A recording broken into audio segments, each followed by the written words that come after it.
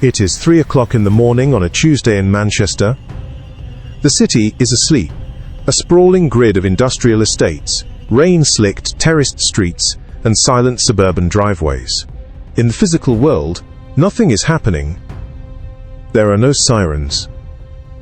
There are no gunshots. But in the digital world, the air is thick with panic. For years, the most dangerous men in the United Kingdom have been operating in a ghost dimension, a shadow network where they could speak freely, trade violently, and move millions of pounds without whispering a word. They thought they were invisible. They thought they were untouchable. They were wrong. On this night, the lights go out. A message flashes across thousands of encrypted devices across Europe. It says the domain has been seized. It says the game is over. For one man in particular, sleeping in a comfortable, unassuming home in Greater Manchester, this moment marks the end of a meticulously constructed life. He is not a street thug. He is not a brawler. He is a CEO of the underworld. He runs his empire with spreadsheets, payrolls, and corporate precision. He believes his anonymity is absolute. But he does not realize that the National Crime Agency has been reading his diary for months. They know his employees. They know his routes. They know exactly how much he pays himself. And they are coming for him. This is the story of how a ghost became flesh and blood. This is the story of the man behind the handle Castlenail. To understand how Gregory Bell became one of the most significant logistical targets for the National Crime Agency, you have to understand the evolution of the Manchester underworld. Decades ago, during the infamous Gunchester era, power was measured in violence. It was loud, it was public, and it was bloody. Territory was held by men who stood on street corners. But the modern criminal does not stand on the corner. The modern criminal sits in a home office. Gregory Bell represented this new breed. He was a man who understood that in the 21st century, the most valuable commodity in organized crime is not fear but efficiency. Bell was a native of Manchester, a city with a long, hard history of industrial resilience and criminal innovation. He grew up watching the old guard rise and fall, learning that the loudest man in the room is usually the first one to go to prison. He chose a different path. He chose to be boring. To his neighbors, he was nobody of consequence.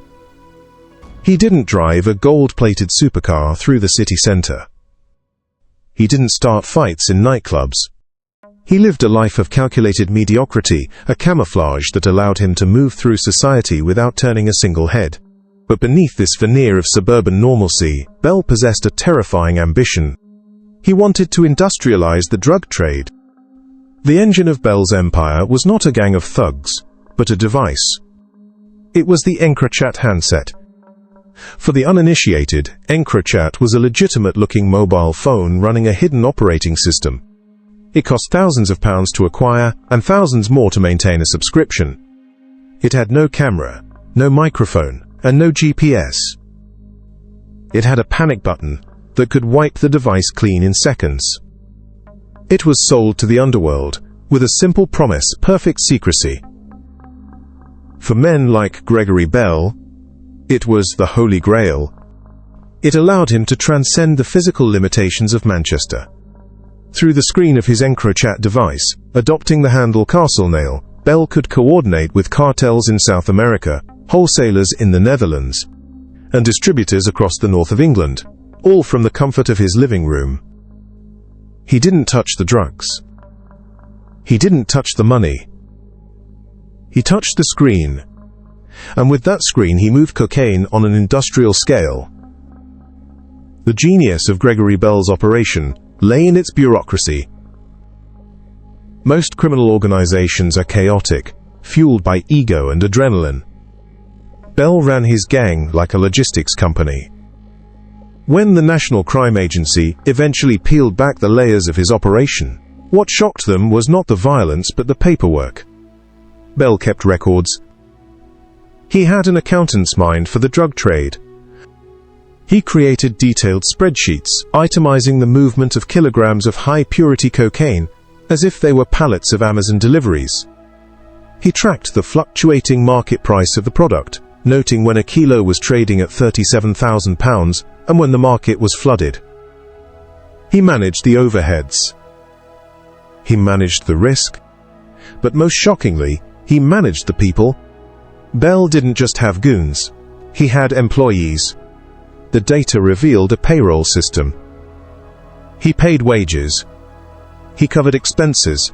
If a driver needed fuel, it was logged. If a stash housekeeper needed rent, it was documented. This was the corporatization of crime, a system where murder and misery were reduced to cells in a spreadsheet, balanced against the bottom line. Bell's role was that of the ultimate middleman, the pivot point between the international supply and the domestic demand. He was moving staggering amounts of product. We are talking about tens of kilos of cocaine and heroin moving on a weekly basis, generating millions of pounds in revenue. The money was laundered through a complex web of transactions, filtered out to look like legitimate income, or simply hoarded in cash vacuums, buried beneath the floorboards of safe houses. Under the guise of Castlenail, Bell was arrogant. Not the arrogance of a man who shouts, but the arrogance of a man who believes he is smarter than the system. On the encrypted network, he spoke freely. He bragged about the quality of the product.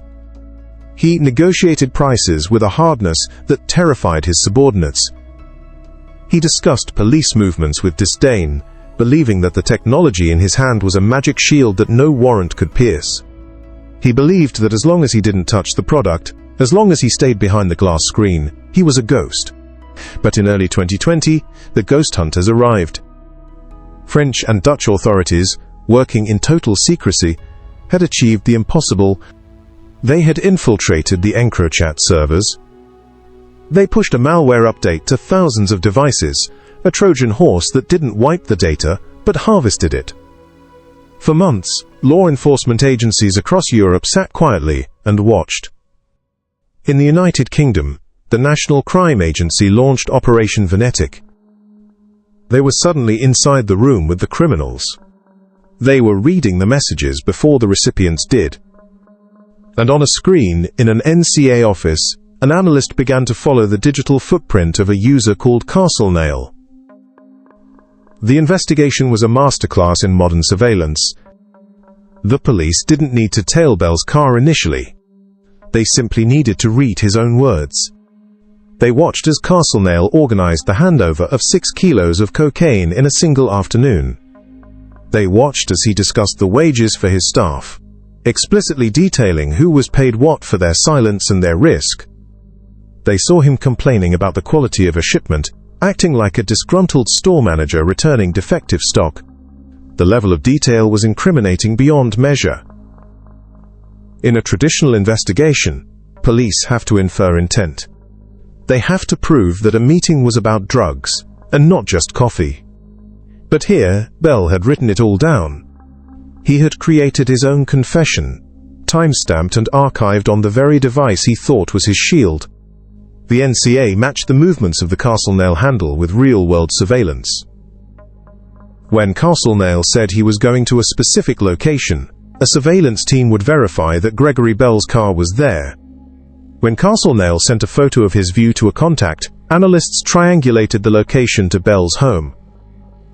The double life was collapsing.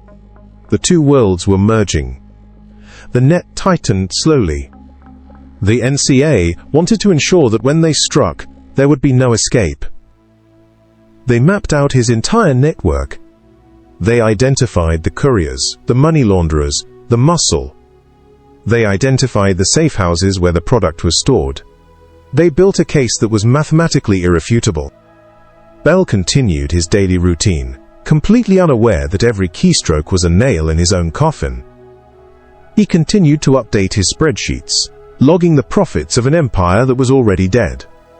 The irony was palpable. The meticulous record-keeping that made him so successful as a kingpin was exactly what would ensure his destruction. He was documenting his own life sentence, row by row, column by column. Then came the day of reckoning. The intelligence was actionable. The warrants were signed. The raids were synchronized across Greater Manchester to prevent any tip-offs. Police teams, clad in tactical gear, smashed through the doors of the network. At Bell's residence, the illusion of the quiet suburban man was shattered by the battering ram. He was arrested, the shock likely absolute, but the true horror for Gregory Bell came later, in the interview room. It came when the detectives didn't ask him what he knew, but told him what he had done. They placed the transcripts in front of him. They showed him the logs from the Castlenail handle. They showed him his own spreadsheets. It is rare to see a criminal of this caliber completely checkmated, but the EncroChat hack left no room for maneuvering. There was no comment that could explain away thousands of messages detailing the wholesale price of Class A drugs. There was no defense that could justify a payroll for criminals. The legal proceedings were a formality. The weight of evidence provided by the EncroChat hack was crushing. In court, the true scale of Bell's operation was laid bare for the public. The jury saw the inner workings of a modern drug cartel. They saw how Bell had distributed over 100 kilograms of cocaine and heroin. They saw the millions of pounds that had flowed through his hands. The prosecutor described him not as a victim of circumstance, but as the orchestrator of misery, a man who brought poison into the streets of Manchester for personal gain. Bell stood in the dock, the arrogance of Castlenail stripped away, leaving only a middle-aged man facing the ruin of his life. The judge's sentencing was severe, reflecting the industrial scale of the operation. Gregory Bell was sentenced to 16 years and 8 months in prison. His associates, the men on his payroll, were also handed lengthy sentences, dismantling the entire network in one stroke.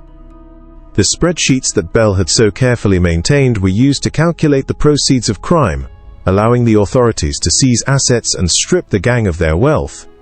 The corporate structure Bell had built did not protect him. It only made the prosecution's job easier.